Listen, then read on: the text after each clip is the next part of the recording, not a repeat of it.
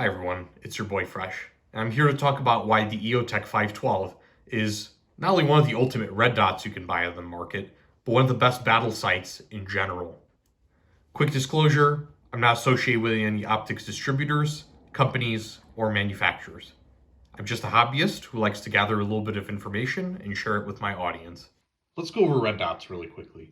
A conventional red dot sight, an LED emitter, shines a concentrated beam of light into a reflective piece of glass, which may or may not be at an angle, in order to direct the beam into the user's eye. This is shown as a simple and reliable red dot in the viewer's vision. What the Vortex UH1 and Eotech 512 are called holographic sights. Holographic sights use a laser diode as a light source, which is then shown into a mirror, which points the light up in order to protect the laser emitter itself, and directs that light path into what is called a collimating reflector. This allows for the beams of light to be collimated into parallel light paths.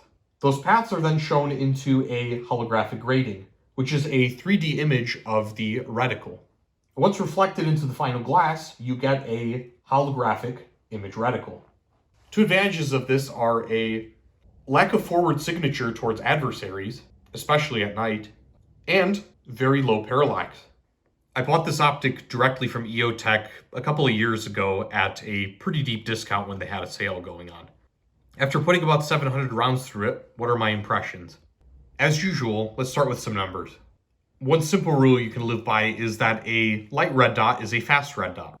If we look at the gold standard, the Aimpoint T2, we have a dot that weighs about 4.8 to 5 ounces. We can look at a few copies such as the Holosun HS503G, which weighs in at 4.87 ounces. If we look in the bargain bin but still want an effective sight, we can go for the Sig Romeo 5. This weighs in at a still pretty light 5.1 ounces. Our giant 512 here weighs in at a hulking 11.3 ounces. That's not exactly the end of the world here. Aimpoint also makes the Comp M4 and Comp M5. The Comp M5 weighing in at about 8.4 to 10 ounces, and the Comp M5 weighing just a little bit less. If you wanted to save a little bit of money and not spend $1,000 on those, you could go for the Sig Romeo 7, which weighs in at about 12.5 ounces. If you want another copy of the M5 and M4, you could also go for the Sig Romeo S. This one weighs closer to 11.5 to 12 ounces. If you still want to get an Aimpoint, but be at the entry-level price of the Eotech 512, you could still go for the Aimpoint Pro or Patrol Rifle Optic. This one is at about 11.6 ounces. But Fresh, these red dots don't even look like the 512. What are you talking about? How is this even equivalent? And I'll have to agree with you. The biggest difference between the Eotech 512 and the red dots that I mentioned is that this one is square. Hey, looks like there's some other companies making blocky sights as well. Holosun makes the HS510C, which weighs in at about 4.94, might as well be 5 ounces. Vortex makes this nice modern looking one that weighs about 11.6 ounces. Sig also makes this Colossus, the Romeo 8T, that weighs in at about 13.7 ounces. So this one's not the heaviest sight, but it's still quite heavy compared to its other micro red dot peers. But weight's not the end of the world, is it? A heavier optic might be a little bit more durable. But what about the battery life? How durable is this sight under long stints of combat or practice? If you look at the Aimpoint T2 again, this uses a CR2032 battery and is rated at 5 years or 50,000 hours. The Holosun 503G advertises about 50,000 hours on the medium range setting. If you get the CQB ACSS model, it'll be at closer to 20,000 hours.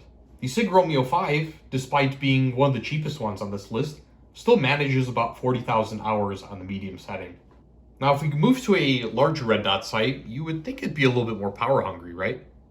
Well, perhaps, but the Aimpoint Comp M4 is rated at about 80,000 hours, or a rough estimate about 8 years of continuous use. Absolutely unbelievable. We move to the Comp M5, which is a little bit smaller, and it's also pretty close to about 5 years or 50,000 hours rated at position 7, which is around a mid setting. How much retained battery life do we get when we go a little cheaper? The Aimpoint Pro is at about 30,000 hours, which is still roughly 3 years. That's still incredible. So this means our Eotech 512 should be pretty close, right? Well, Well, I guess not. That's about 2,500 hours, which is more than a full magnitude less than some of the other options that we've seen here. Okay, maybe because it's blocky, right? Let's look at our brethren from China. Oh, 50,000 hours. What about our Vortex UH1? Oh, okay, 1,500 hours. That is pretty low. Oh, but apparently the Eotech is at actually 600 hours. That's not great. Well, this giant hulking Sig Romeo 8T should be quite a bit worse than this, right? Whoa, 100,000 hours of battery life? No way. So in terms of battery life, this is either second from the bottom or the very bottom in terms of real life usage. Tisk tisk. Well, the Eotech should be about battle ready, right? Oh, thermal drift? What in the world does that mean? How come I don't hear this about other red dot sites? Should I be experiencing buyer's remorse here? Honestly, at the time with my limited knowledge of optics, I really just bought this for the name. And it was probably the cheapest one in their lineup available. A few days after buying this, I realized that I bought a sight that is too heavy, had dismal battery life, and was part of a freshly settled lawsuit pertaining to a thermal drift issue. At this point, I really didn't have much of an option but to try it. You turn the sight on by pressing the right button. That's an interesting reticle. It's a very small dot in the center, about 1 MOA, and about a 65 MOA ring on the outside with interrupted crosshairs. This reticle's a little grainy to me, but if I put on corrective lens, it's actually quite nice. This is nearly perfect 1x without distortion, and the sight picture through the glass looks nearly identical as the outside of the glass as well. This has some pretty nice light transmission going on here. How about all the brightness settings? If I keep pushing, goodness, how many settings does this have? What does this round button do here? Oh, my reticle disappeared. Does that say? Oh. So it turns out that the 512 that I thought I bought is actually a 552, which has over 6 night vision settings. Well, that's interesting. If it boasts so many night vision settings, I'm curious how that is at night. If we try and throw this under my PVS 14, oh my goodness. There is so little bloom. This is wicked. There's nearly no bloom in any of these night vision settings. And also, whether in the daytime or nighttime, the sight is actually extremely fast. Yeah, but this thing still has a silly square window. I bet it won't work all that well under a magnifier. Would it? Oh wow, that's incredible. This sight picture actually gets better under a magnifier. This is really interesting. When I start to do some dynamic stuff at different distances, 100, 200, and 300 yards, I'm also starting to find out that I really can't miss with this thing. In fact, if I move my head around the optic window, out to about 100 yards, the reticle doesn't move about the target. In fact, I'm led to believe from anecdotal experience that there's very little parallax in this thing. In terms of fit and finish, this thing isn't all that bad either. You've got a steel chassis on the bottom. Let's say that's a frame, much like on a car. You've got a couple of injection molded pieces here. This actually looks like a glass or mineral filled nylon, quite strong. I could be wrong about the material, but looks quite durable. Scratch resistant, I dare say. You have a plastic hood shrouding the erector and emitter assembly. 2 thick pieces of glass. Some nice elevation and windage screws here. And another nice detail, really. The battery box. It's its own pod. It's tightened and loosened via this cam lever here, which applies a straight force into the battery contacts. The 512, 552, and 558 are characterized by their use of AA batteries, which are actually quite plentiful.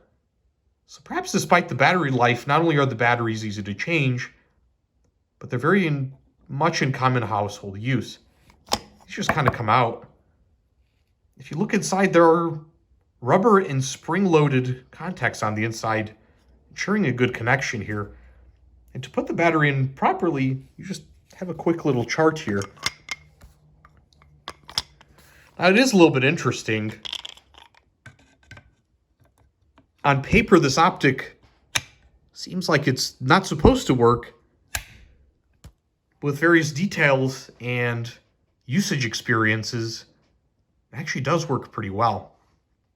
What this site has taught me in the past few years is that purchasing an optic isn't really all about the numbers. It's about the overall user experience of the optic itself, which might be a culmination of features, some of which might be measurable. The Eotech 512 may be heavy, clunky, maybe a bit expensive sometimes, but it more than makes up for it by being fast, precise, easy to change batteries on, extremely durable, and a look that really is replicated by video games by the likes of Tarkov and Call of Duty time and time again. It's actually become an iconic item of the US military. It works well under magnifier, but can also be used out to 400 or 500 yards, even with the naked eye, with a little bit of corrective lenses. Despite some of the legal issues that these particular optics have run to the recent past, I think the Eotech 512 is still an excellent buy and well worth the money.